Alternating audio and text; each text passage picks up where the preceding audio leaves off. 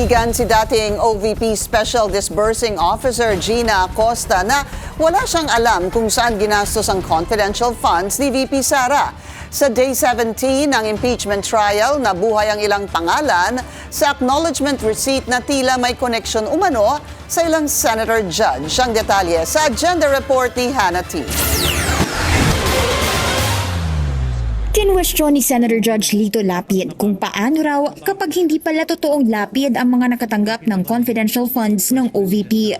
Una nang lumitaw ang mga pangalang Diane Maple Lapid at John Lapid Jr. sa acknowledgement receipts na isinumite ng OVP sa COA sa gitna ng disbursement nito ng confidential funds. Papasalamat po ako kung totoong lapid yung kamag-anak ko po kasi. Sabi po kasi ng tatay ko, basta lapid kamag-anak ko. Kaya magpapasalamat po ako sa defense at kay La Chica kung nabigyan yung kamag-anak ko. Kung hindi, kung alias yun, paano yung pangalan at apelido namin na inalias nyo lang pala, hindi totoong tao? Sagot ni dating OVP Special Disbursing Officer Gina Acosta, si dating VP Security and Protection Group Head Colonel Raymond Dante La Chica raw ang nag-implement ng confidential activities. Kaya wala siyang alam dito. Kay La Chica niya kasi binigay ang 500 million worth of confi funds mula 2022 hanggang 2023 sa bisa ng utos ni VP Sara. Hindi na raw niya inalam kung may experience ba ito o kung may intel funds ba mismo si La Chica. Gaya ni Lapid, lumitaw din ang apelido ni Senator Judge Risa Ontiveros sa acknowledgement receipts. Sa ngalan niya ng isang Clarice Ontiveros na may 500,000 peso worth of medical and food aid umano.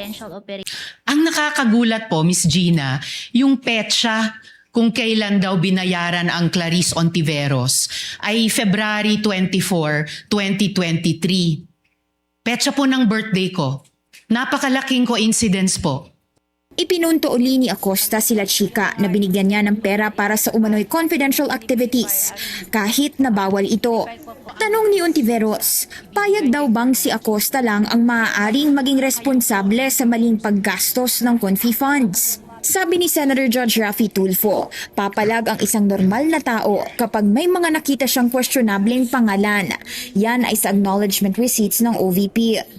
Kasi sa isang normal na tao, kapag siya'y binigyan bilang isang SDO tulad sa inyo ng listahang pangalan ng mga informants na bilat, pagong at pusa, papalag ka. Ano ba to, Colonel? Mukhang hindi ata tama to, bastusan na to. Di po ba? Para sa normal na tao. Sabi ni Acosta, nag-rely o umasa lang daw siya sa trabaho ni La Chica. Naging stupido kayo sa ngalan ng isang tinatawag na blind loyalty. Nakapikit kung ano yung sinasabi sa iyo ng nakakataas, sinusunod mo na lang. Stupido ka pa rin, pero in the name of blind loyalty. Would you agree?